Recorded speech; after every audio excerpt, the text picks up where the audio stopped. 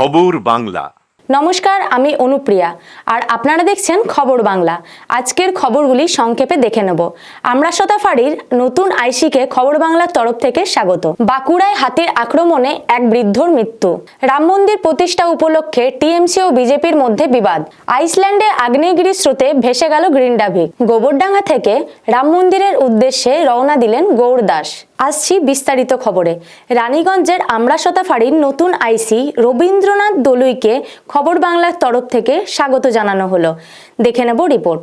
রানীগঞ্জের আমরাসতা ফাঁড়ির ইনচার্জ আইসি রবীন্দ্রনাথ দলুই মহাশয়কে খবর বাংলা নিউজ চ্যানেলের পক্ষ থেকে পুষ্প ও মেমেন্টো দিয়ে সম্মানিত করা হলো। এই অনুষ্ঠানে উপস্থিত ছিলেন খবর বাংলার টিম ম্যানেজমেন্ট। এই অনুষ্ঠানে আইসি রবীন্দ্রনাথ দলুই খবর বাংলাকে কি বললেন আমরা শুনে নেব নতুন আইসি রবীন্দ্রনাথ দলুই কি বললেন। আপনারা যে আমাকে সংবর্ধিত করলেন তার জন্য আমি খবর বাংলার কাছে চিরকৃতজ্ঞ থাকবো। আমি পাঞ্জাবিমোড় আইসি জয়েন করেছি, চেষ্টা করবো এলাকার লোকজন যেন কোনোভাবে পুলিশের সব রকম হেল্প যেন ওরা পায় এবং ক্রাইম মুক্ত রানীগঞ্জ যেন আমরা গড়ে তুলতে পারি, এই আমার লক্ষ্য থাকে। বাঁকুড়ায় হাতির আক্রমণে মৃত্যু হলো এক ব্যক্তির। দেখে নেব রিপোর্ট। হাতির হানায় স্থানীয় এক ব্যক্তির মৃত্যুর ঘটনায় উত্তেজনা ছড়ালো বাঁকুড়ার বরজোড়া ব্লকের গোপবান্দি এলাকায়। আজ সকালে বাড়ির সামনে হাতির হানায় মৃত্যু হয় স্থানীয় বাসিন্দা শম্ভুনাথ মণ্ডল নামের স্থানীয় এক বাসিন্দার। খবর পেয়ে স্থানীয় বিধায়ক অলোক মুখোপাধ্যায় ঘটনাস্থলে গেলে তাকে ঘিরে বন দপ্তরের বিরুদ্ধে ক্ষোভ উগরে দেন স্থানীয়রা। এই ঘটনার জন্য বন দপ্তরকে কাঠগড়ায় তুলেছেন বিধায়ক। স্থানীয় সূত্রে জানা গেছে, বাঁকুড়ার বরজোড়া ব্লকের গোপবান্দি গ্রাম লাগোয়া জঙ্গল এলাকায় দীর্ঘদিন ধরে হাতির দল রয়েছে। দলে থাকা হাতির একটা বড় অংশকে বনকর্মীরা নিজেদের নজরদারি ঘেরাটোপে রাখলেও দুটি হাতি বিচ্ছিন্নভাবে স্থানীয় এলাকায় দাপিয়ে বেড়াচ্ছে। আজ ভোরে গোপবন্দির বাসিন্দা শম্ভুনাথ মণ্ডল ঘুম থেকে উঠে বাড়ির বাইরে বের হলে একেবারে দুটি হাতির সামনে পড়ে যান তিনি। প্রথমে হাতিটি তাকে সুর দিয়ে তুলে মাটিতে আছড়ে মারে, পরে পায়ের নিচে পিষে দিলে ঘটনাস্থলেই মৃত্যু হয় তার। এরপরে এলাকায় উত্তেজনা ছড়িয়ে পড়ে। স্থানীয় বিধায়কের দাবি, এলাকায় দীর্ঘদিন ধরে হাতি রয়েছে। ফসলের ব্যাপক ক্ষয়ক্ষতির পাশাপাশি প্রাণহানির ঘটনাও ঘটেছে, কিন্তু বন দপ্তরে হাতিগুলিকে অন্যত্র সরানোর ব্যাপারে প্রয়োজনীয় পদক্ষেপ নিচ্ছেন না। তার ক্ষোভ, চাষিরা ক্ষয়ক্ষতির ক্ষতিপূরণের আবেদন জানাতে গেলেও তাদের হয়রানির শিকার হতে হচ্ছে। শুনে নেব গ্রামবাসীরা কি বলছেন। ঘটনাটা হলো আজকে ভোর 4:20 নাগাদ দুটো দাতাল হাতি আসে। আর সেই সময় আমার জেঠু দালান বাড়ির দরজা খুলে বাথরুম যাবার জন্য, সেই দালান বাড়ির দরজা খুলতেই জেঠুকে ধরে হাতিতে মেরে দেয়। দুটো দাতাল হাতি ছিল, একটা ছোট একটা বড় দাতাল। ভোরবেলায় ঘটনাটা ঘটেছে ভোর 4:20।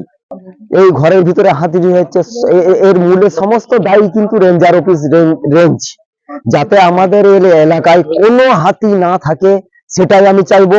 বা যে হাতি থাকাকালীন যে সব ক্ষতি করেছে সেই ক্ষতিপূরণ আমরা সঠিকভাবে পাই না, যাতে সেই ক্ষতিপূরণ প্রত্যেকটা মানুষকে বা পাশাপাশি গ্রাম সমস্ত মানুষকে যেন সঠিকভাবে দেওয়া হয়। এতে যেন সরকার বা অন্যান্য যে স্টেট লেভেল আপার লেভেল আছে যেন এই দায়িত্ব বহন করে। আমরা শুনে নেব বরজোড়ার ফরেস্ট রেঞ্জ অফিসার কি বললেন। ভোরবেলায় দুটো হাতি গোপাদি গ্রামে গিয়ে এক বৃদ্ধকে অ্যাটাক করে, ওতে স্পটেই ওই বৃদ্ধ মারা যায়। একবারে উঠোনের সামনেই তাকে মেরেছে।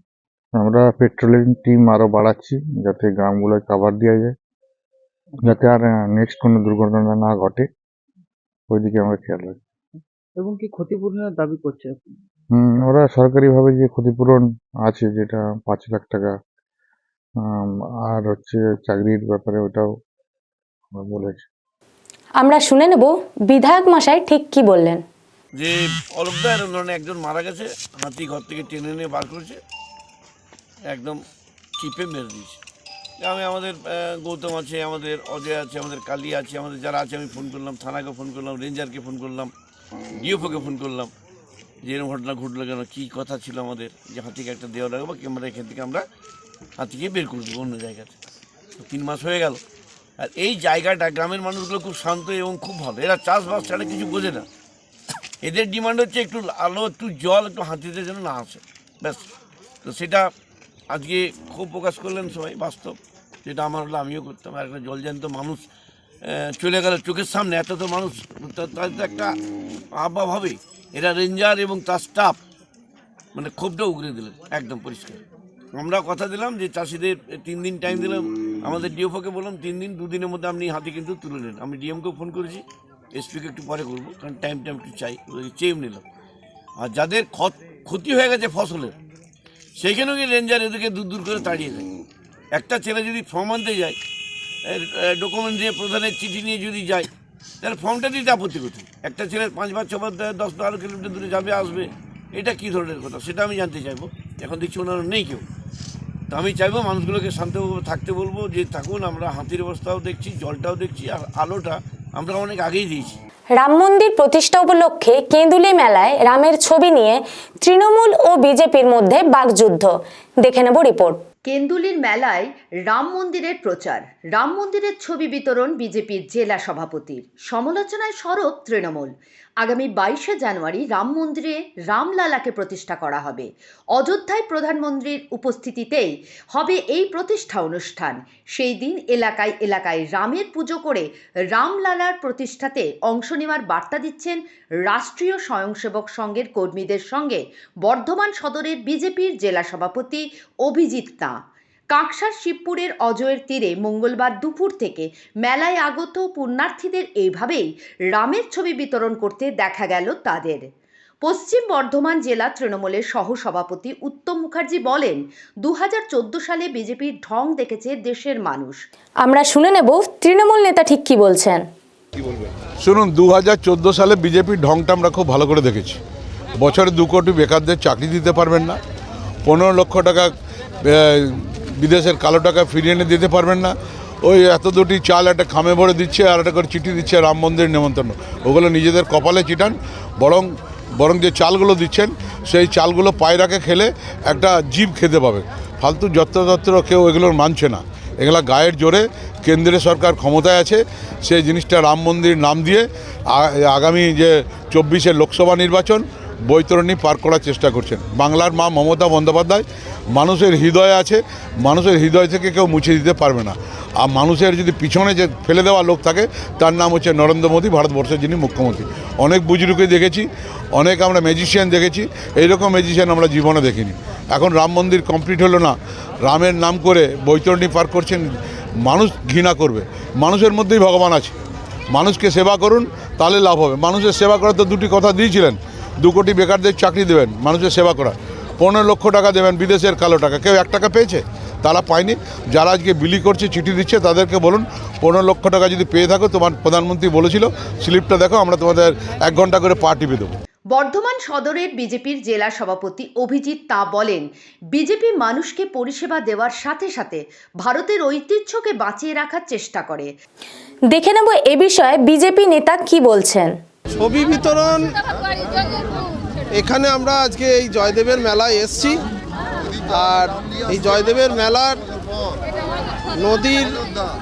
অজয় নদীর দক্ষিণ প্রান্তে, যেটা আমাদের বর্ধমান জেলার অংশ, পূর্ব বর্ধমান, পশ্চিম বর্ধমান, সাবেক বর্ধমান, আগামী 22 তারিখে দ্বারোদ্ঘাটন হবে, রামলালার প্রাণ প্রতিষ্ঠা হবে। তো সেই ছবি, আমরা রাম মন্দিরের ছবি এখানে সাধারণ মানুষকে, এখানে তীর্থযাত্রীদের আমরা দিচ্ছি। তারা খুব স্বতঃস্ফূর্তভাবে, খুব আনন্দের সঙ্গে গ্রহণ করছে। এটা একটা মনের দিক থেকে আমরা খুব তৃপ্তি পাচ্ছি। আগামী 22 তারিখ যে রাম মন্দিরের উদ্বোধন আছে, এটা সাধারণ মানুষের মধ্যে একটা বিরাট জাগরণ তৈরি হয়েছে। তৃণমূলের সংকীর্ণ মানসিকতা, ওরা তো পরিষেবা দেয় না, পরিষেবার নাম করে চুরি করে। আর আমাদের উদ্দেশ্য হচ্ছে মানুষের পরিষেবা এবং ভারতীয় সংস্কৃতি, ভারতীয় কৃষ্টি, ভারতীয় সনাতনী যে মানসিকতা, সেই মানসিকতাকে জাগ্রত করা। আর ভগবান রামচন্দ্র হচ্ছে, আমরা কথাতেই বলি রাম রাজ্য, জয় শ্রীরাম।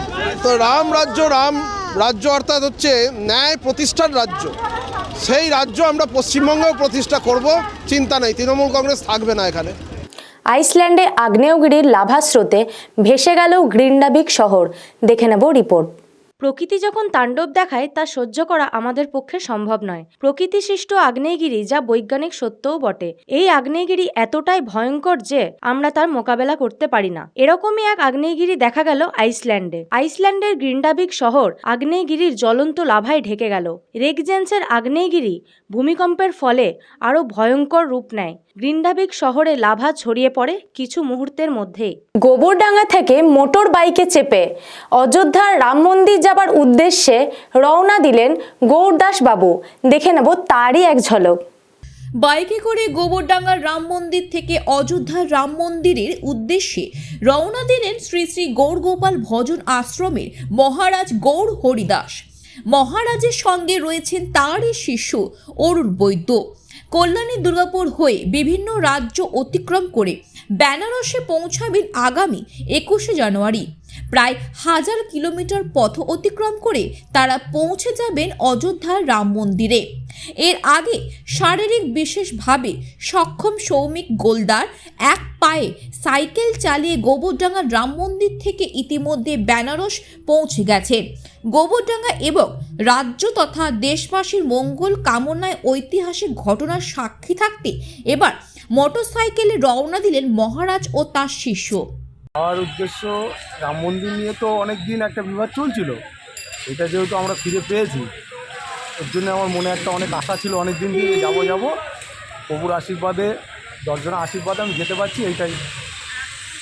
অত এখান থেকে বর্ধমান হয়ে তারপর দিল্লি হাইওয়ে ধরে আমরা বেনারস দিয়ে ওইখান থেকে ওই অবধি আমার চেনা আছে, তারপর ওইখান থেকে খুঁজে নেব।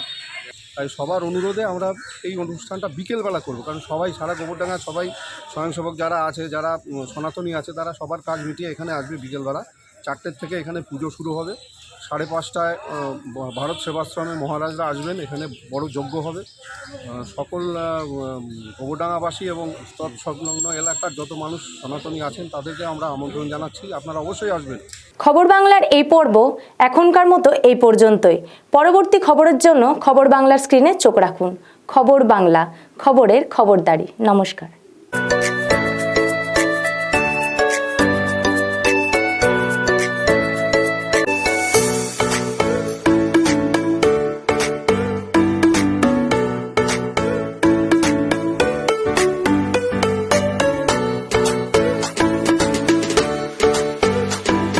ভোজনালয়, শেয়ারশোল রাজবাড়ি, রানীগঞ্জ। Mobile number 9475505861।